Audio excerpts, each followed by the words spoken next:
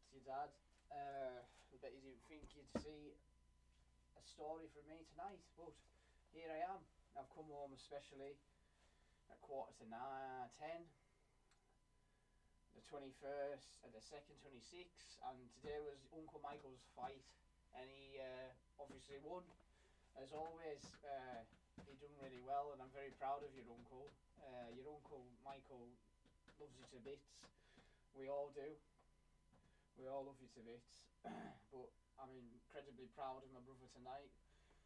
Your uncle has done extremely well, and I'm chuffed to bits. It was enjoyable. It was a good night, and I enjoyed it. I don't know if Grandad Eric enjoyed it. He just kept whining. It was cold, but he's one of them. A hard work. There's a microphone. That's on the floor. I don't know if you could hear any of that. I hope you could. But yeah, so Michael won his fight. Uncle Michael won his fight, and Grandad Eric was twining. It was cold, but it was a good evening for us all. We've all enjoyed it, and yeah, back home now. I've come home especially to see. I want to read you a book, and yeah, we all love you very lot. We all love you lots. Is what I mean, and what I'm trying to say, and yeah, we all care and cherish you. Hopefully we'll all see you soon. But your dad's gonna decide he's gonna go and get involved in the fighting because it is something he wanted to do, and that's what he's gonna do. So as of next week, I'll be going to training and learning how to fight, how to defend myself, and then hopefully I can get myself up there into the ring. When I was back at work, when I first started work at like 15, 16, obviously on a building site, and like I say, you could walk. Like I say, I didn't have a high vis top on. I was shirtless, and I'll never forget the roofer Foxy. He was absolutely gobsmacked at like my what is it called? My fatigue, is it? And he says, you should be going boxing. And he was right, and it was something that's been in the back of my mind ever since. Because obviously I've been trying to put on weight. All that's been happening is I've lost weight. So yeah, sorry to ramble on at the start of the video. I just thought I'd let you know what Dad's been on with. And we're gonna read What Is Your Dream by Mr. Simon Squibb. And the chapter we're on is called Build the Muscle. However you do it, you are taking a risk to start a business. So many things can go wrong.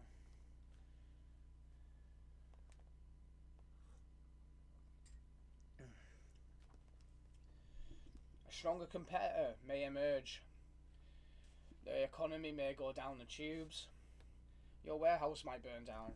A partner might run away with your profits. Employees might desert you. Even a small business is complex. Ecosystem, dependent on many different things working together. If just one goes badly wrong, it can all fall to pieces. Every entrepreneur, however, experienced a well-funded faces the threat of collapse and the risk of failure. You might lose your business and all the money that was invested in it. You take that risk because it's the only way to pursue the dream. But you can't just sit on that one risk and get comfortable. Remember that this journey is about lots of small steps and taking you a little bit closer to the dream. You can get there in one big hop, and a single bull gambit isn't going to be enough to make the business successful. You are going to have to keep on taking risks. Risk is how you started the business, and risk is how you will grow it. The really dangerous risk as an entrepreneur is to assume that what you have been doing will keep on working and that nothing needs to change. That is why I talk about risk and a muscle you have to build up over time. Seizing up risks is just a skill you can develop with practice.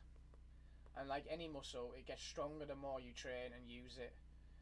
You get good at taking risks. By taking risks, you you build confidence. With the ones that pay off and learn from those that don't. In the process, you realise that a lot of what we call risk is simply a product of fear. In fact, those risks are just choices. Once you've learned to think of them as normal business decisions with pros and cons, you will stop being afraid of them. You can see the odds more clearly. In your business journey, some risks will be out of your own making, and the others will be presented to you as choices. One week you might be thinking about the possibility of expanding into new territory or launching a new product line, and the next a customer might approach you and ask if you could do something that you don't currently, or can you rapidly scale up the service you are offering them, and perhaps give them a dedicated team. Those are opportunities but also risks. They may take you into unfamiliar territory, require you to hire more quickly than you are comfortable with, or to stretch yourself and your key people more thinly in deciding whether or not to press ahead. Apply the same tests as you did when starting a business in the first place. Remember, if you followed my steps, then the business grew out of something you liked or were good at doing. It's helping you to fulfill a purpose and move towards a dream. When it comes to judging risks, ask yourself, are those things also true of this new venture or brand extension? Is it aligned with the purpose? Will it take you a step closer to the dream? Will it be fun? Looking back, I know I could have avoided a lot of bad decisions by knowing my purpose more clearly and applying those tests. It would have saved me from going into partnerships that ended badly, or embarking on side ventures that proved to be dead ends. The way to ensure you take the right risks as you build your business is to remember why you started it in the first place. Over time, you will get better at working out quickly what is going to help you fulfill your purpose and what is going to get in the way.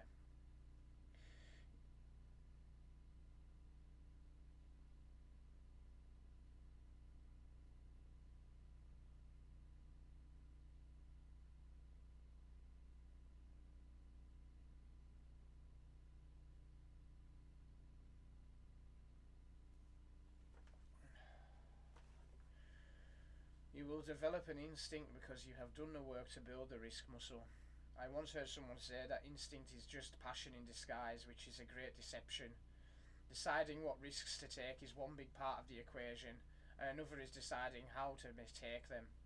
If you are smart, you can make a bold move in a relatively safe way. Take Busy's, a sweet business I launched to promote the idea of #give, without take.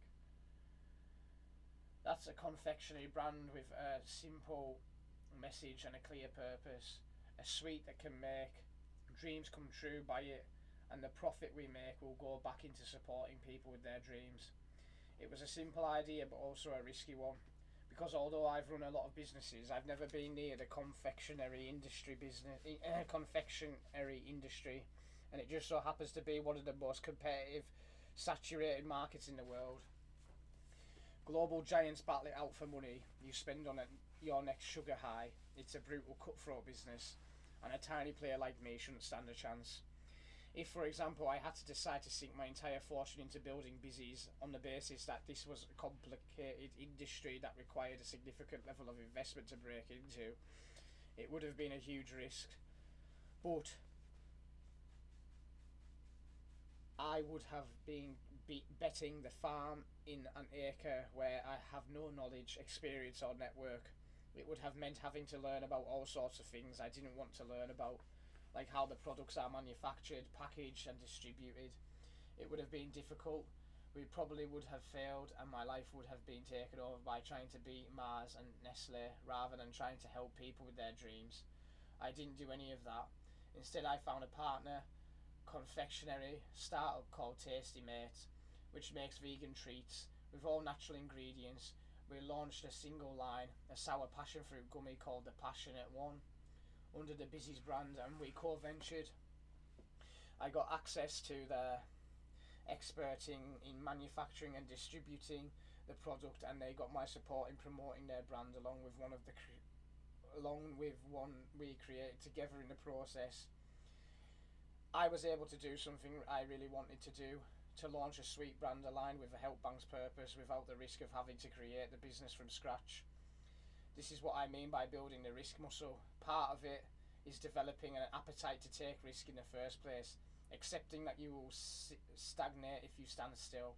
Another part is learning to judge risk and test each big decision against your anchors of purpose and the dream. And the final part is being clever about how you approach your next bold move. Can you pursue the opportunity you have spotted in the risked way? In other words, can you take a smarter risk? Should you run it as a partnership pilot program or an initial promotion? Is how you to be nimble and flexible about risk. Remember, the key is to accept that you could lose everything, but to mitigate the chances that you will. You should never take a risk where you haven't thought about the worst case scenario, or take some precautions to try and avoid it. Being a smart risk taker is learning to de-risk your decisions, as important as the willingness to be bold in the first place. Know when to stand your ground. Oh, we're frozen. Oh no. I'm going to read this one more page and then I think that will do for tonight, because your dad has had a busy week and he keeps telling himself he wants to have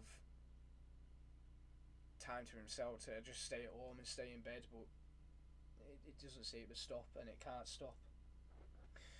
The early hours of the morning are not perhaps the best time to take your next risk, but on this occasion I did. It was around 3 AM in the relatively early days of Fluid, and I had finally found some time to research an idea that had been rattling around my head. Anyone who has lived in Hong Kong knows that the big deal, the annual Rugby Sevens tournament, is people come from all over the world to watch and take part. But all the focus was on what was happening inside the stadium, and many businesses suffered a loss of footfall as a result. What if we did something for them? My idea was simple: an online portal that would promote everything else going on in Hong Kong during the event that wasn't rugby. If it went well and we attracted an audience, there might be a revenue model in getting local businesses to advertise on our website. At best, I'd have created a meaningful side business that could be used to promote the Fluid brand to potential clients at its worst. I have made my point about the rugby. It was while I was researching the idea in the small hours that I stumbled across something that suddenly made it seem a lot more interesting. A URL, www.hk7s.com. Surely this was a mistake. The tournament organisers must have locked this down, but they hadn't. Their website, www.hk7s.com, HK, they have somehow neglected to purchase the .com address for their own website. It was sitting there available for just £15. I bought it on the spot. Initially hoped that I would be able to partner up with them organisers. We had a meeting and I offered to work with them, but they made it clear they weren't interested. Then I faced a decision in the cold light of day. Holding a URL very similar to the official one started to feel like a risk. I knew I hadn't done anything wrong. I was trying to imitate them, sell tickets or get money off them by making them buy it back. I just wanted to run my little side hustle and see how it went. Still in the back of my mind, I started to have doubts. That was the summer and the tournament happens in the spring. Tickets go on sale in December when the window opened. Suddenly we had a massive traffic spike to our website. Our comment board filled up with the questions about how to get a hold of tickets, and soon a cease and desist letter arrived from lawyers on behalf of Hong Kong Sevens telling us to stop infringing on their trademark. This wasn't some friendly approach asking us nicely. It was an aggressive lawyer letter threatening to sue Fluid for the loss of income and to make Helen and me personally liable. And that is where, Lily, your dad's going to leave it, because he needs sleep. Is very, very important. You're getting probably a lot of sleep at the minute because you're doing a lot of growing. But yeah, that was What's Your Dream by Simon Squibb, and that was the 21st of the 2nd, 26. And yeah, your dad misses you lots and he's thought about you a lot today. So I hope you're sleeping tight, and I hope you're sleeping warm and well. And I hope you're getting plenty of sleep to grow up big and strong. Night, Lily, and thank you for watching.